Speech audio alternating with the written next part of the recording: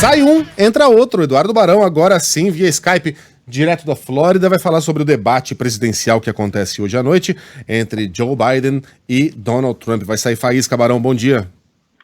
Fala, Megali, bom dia para você, para Sheila, para Ellen, todo mundo no Brasil. Pois é, o primeiro dos três debates previstos aqui nos Estados Unidos entre o democrata Joe Biden e o republicano Donald Trump vai ser realizado em Cleveland, Ohio, e a Band News FM vai transmitir. O debate começa às 10 horas da noite, nossa transmissão começa às 9h40. Megali, há uma expectativa muito grande aqui no país, a audiência prevista de 100 milhões de telespectadores acompanhando esse debate aqui nos Estados Unidos. Por outro lado, a quantidade de pessoas nas pesquisas que dizem que vão votar ou Trump ou em Biden depois do debate, ou seja, vão ser influenciadas pelo debate, não é muito grande. Já não é muito grande a quantidade de indecisos nesse momento aqui nos Estados Unidos.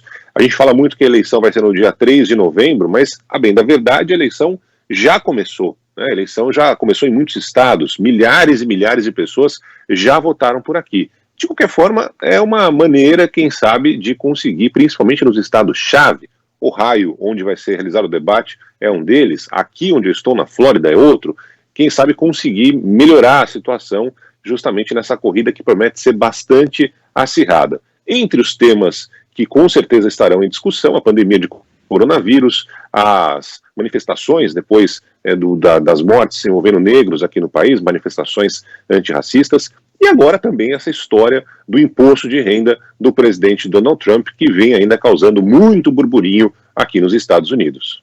Ô Barão, novidades aí do New York Times, dessas revelações que o jornal conseguiu encontrar a respeito da história financeira de Donald Trump?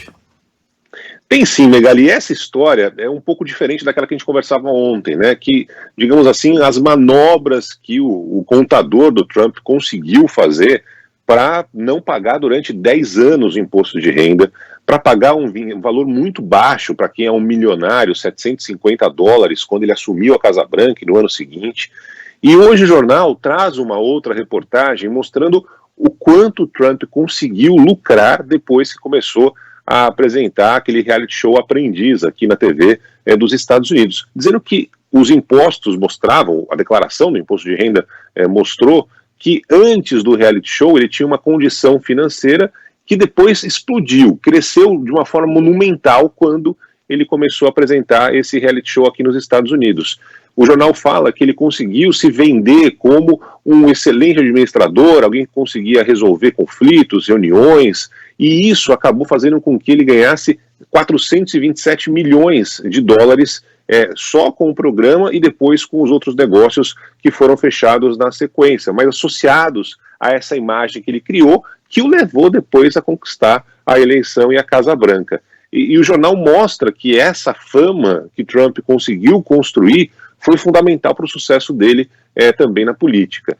Só que isso, Megali, é algo que pode tocar muito no eleitor dos Estados Unidos. Por quê? Porque o Trump é reconhecido como um excelente negociador, alguém que consegue melhorar as empresas, um executivo de sucesso.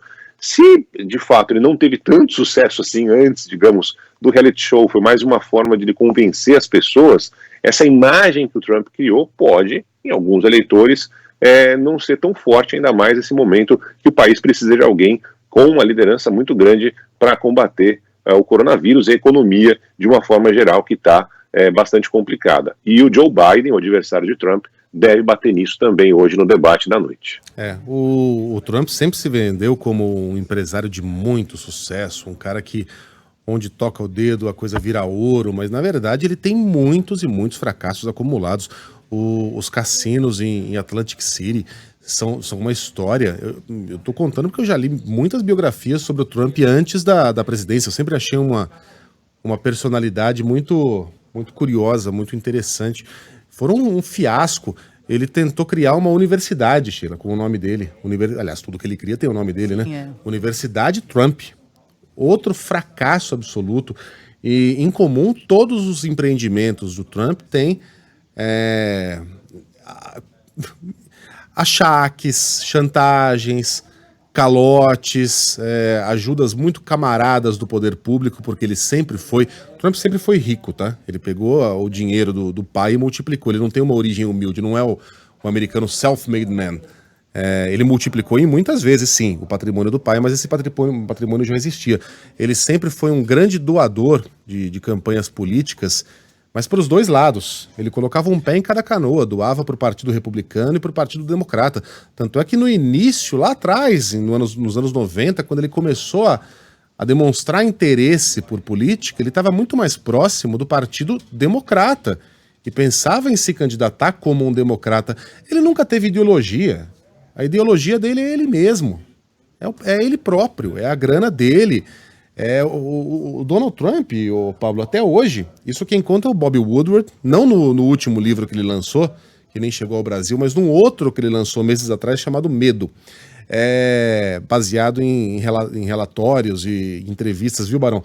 Com gente que trabalha com o Trump. Sabe qual é a primeira coisa que ele faz quando ele chega no escritório dele? É ler um clipping de notícias sobre ele. Ele tem uma equipe lá para vasculhar tudo quanto é jornal, isso quando era empresário ainda, porque agora também tudo é sobre ele, né? Então, em revistas de fofoca, revistas de finanças, jornais, e recortar tudo que dissesse respeito a ele, colocar dentro de uma pasta e deixar lá na mesa do 56º andar da Trump Tower em Nova York para que ele pudesse ler sobre ele mesmo. E só isso. Terminou isso, ele não lia mais nada, não queria saber de mais nada. É um cara muito sui generis. Tem a coisa da ego trip, no caso dele é ego Trump, né? Ego Trump. Total, gente. Ô, Barão, tô precisando mudar de contador, me passa o contato do contador o Bob do Trump. não tá com nada, nosso contador, viu, Sheila? É o mesmo, aliás, nosso contador. É o mesmo. Neide, tá com nada, rapaz. Sua batata tá assando, Neide. Barão, um beijo pra você, até amanhã. Bom, a gente daqui a pouco tem o Band News Station às 11 horas e faço o convite. Hoje à noite, a partir das 9h40, a Band News FM vai transmitir o primeiro debate entre Trump e Biden. Vai ser importante ver como é que vai ser o Joe Biden, sempre tímido, né? Sempre diferente do Trump, como ele vai se portar nesse debate logo mais.